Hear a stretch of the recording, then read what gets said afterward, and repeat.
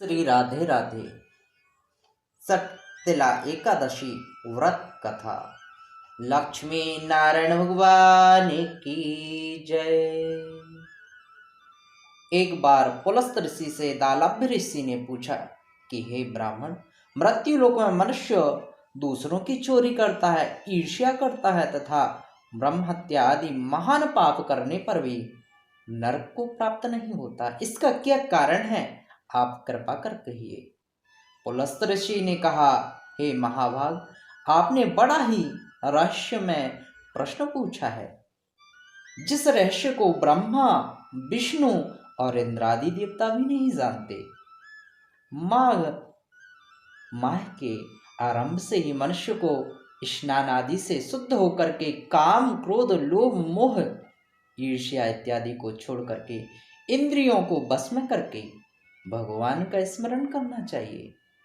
श्रद्धा भक्ति भाव के साथ पूजन करना चाहिए और पुष्य नक्षत्र में हाथ पैर धोकर गोबर में तिल कपास मिला करके कंडे थापना चाहिए। तब उन कंडे से 108 बार हवन करना चाहिए। यदि उस दिन द्वादशी और मूल नक्षत्र हो तो संयम के साथ रहना चाहिए।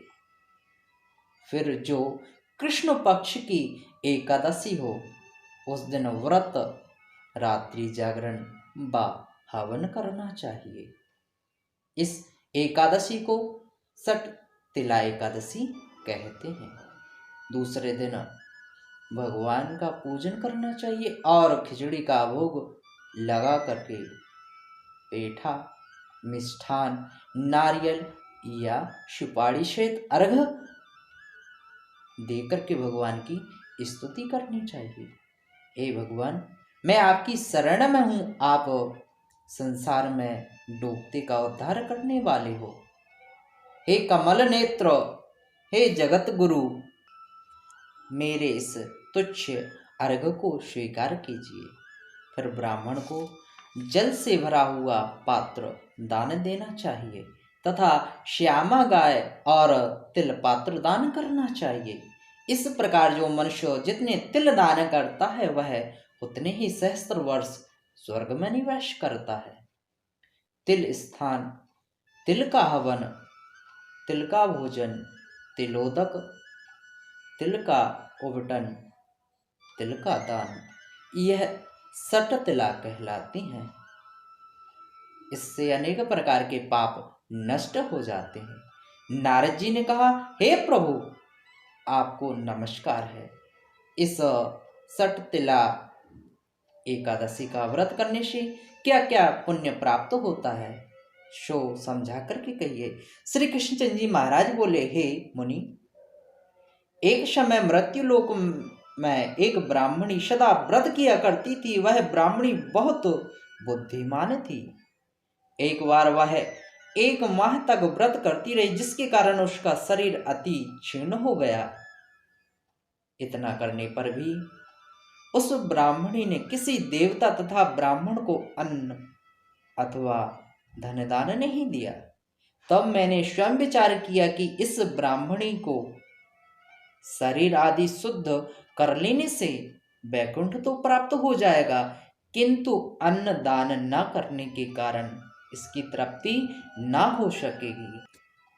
यह विचार कर मैं स्वयं उस ब्राह्मणी के पास अन्न दान लेने के लिए गया। तब ब्राह्मणी ने मेरे आने का कारण पूछा। मैंने कहा, मुझे अन्न की भिक्षा चाहिए। इस प्रकार कहने पर उसने मुझे एक मृत पिंड दे दिया। तब मैं उसी मृत पिंड को लेकर के वापस चला गया। कुछ समय के बाद ब्राह्मणी अपने शरीर को त्याग कर वैकुंठ में गई।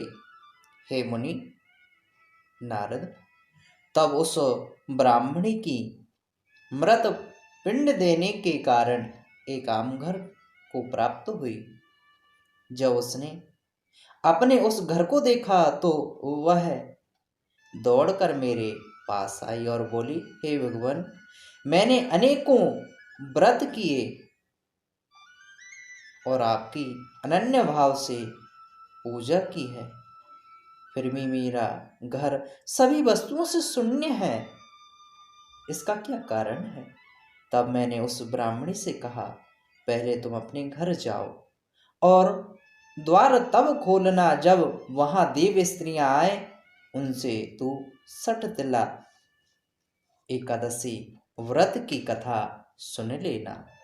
भगवान के कहने से वह ब्राह्मणी अपने घर को चली गई। जब देव स्त्रियां द्वार खुलवाने के लिए आईं तो उस ब्राह्मणी ने कहा, यदि आप द्वार खुलवाना चाहती हो तो आप पहले मुझे सठ तिला एकादशी का व्रत कथा श्रवण कराइए। तब उन देव स्त्रियों ने उसे सठ तिला एकादशी का महत्व सुनाया। जब उस ब्राह्मणी ने अपने घर का द्वार खोला तब उन देव स्त्रियों ने उस ब्राह्मणी को सब स्त्रियों से अलग पाया। फिर उस ब्राह्मणी ने भी सठ तिला एकादशी का व्रत किया, जिसके प्रभाव से उसके समस्त प्रकार के मनोरथ पूर्ण हो गए। घर भी धन्य धान्य से परिपूर्ण हो गया। अतः मनुष्य को सठ तिला एकादशी का व्रत अवश्य करना चाहिए। श्री लक्ष्मी नारायण भगवान का श्रद्धा भक्ति भाव के साथ पूजन करना चाहिए। तिल का दान अवश्य करना चाहिए। तिल का सेवन करना चाहिए। श्री राधे राधे। बोलिए लक्ष्मी नारायण भगवान की जय। यूट्यूब चैनल को सब्सक्राइब करना ना भूलें। श्री राधे।